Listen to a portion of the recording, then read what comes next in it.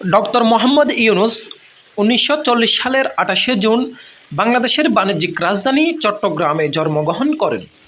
তিনি ২০০৬ সালে গ্রামীণ ব্যাংক প্রতিষ্ঠা করেন। ক্ষুদ্র ঋণ প্রেরণার জন্য তিনি নোবেল শান্তি পুরস্কার জয়লাভ করেন।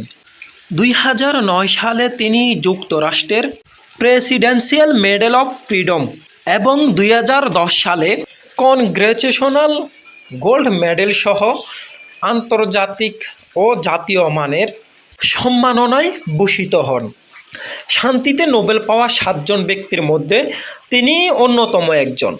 ২০১২ সালে তিনি স্কটল্যান্ডের গ্লাসগো বিশ্ববিদ্যালয়ের আচার্য হন এবং ২০১৮ সাল পর্যন্ত এই পদে অধিষ্ঠিত ছিলেন।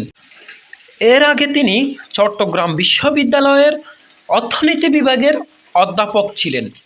তিনি ১৯৯৮ সাল থেকে ২০২১ সাল পর্যন্ত জাতিসংঘ ফাউন্ডেশনের পরিচালক ছিলেন। ২০২২ সালে তিনি ইলেকট্রনিক্স স্পোর্টস এর আন্দোলনে অংশগ্রহণ করেন। ২০২৪ সালের ৫ আগস্ট শেখ হাসিনা দেশ ত্যাগ করার পর ৬ আগস্ট রাষ্ট্রপতি শাহাবুদ্দিন জাতীয় সংসদ ভঙ্গ করেন। গত ৮ আগস্ট ছাত্র জনতার অনুরোধক্রমে অন্তর্বর্তীকালীন সরকারের দায়িত্ব হাতে নেন ডক্টর মোহাম্মদ ইউনূস এবং সেই থেকে এখন পর্যন্ত অন্তর্বর্তীকালীন সরকারের দায়িত্ব পালন করে যাচ্ছেন তিনি।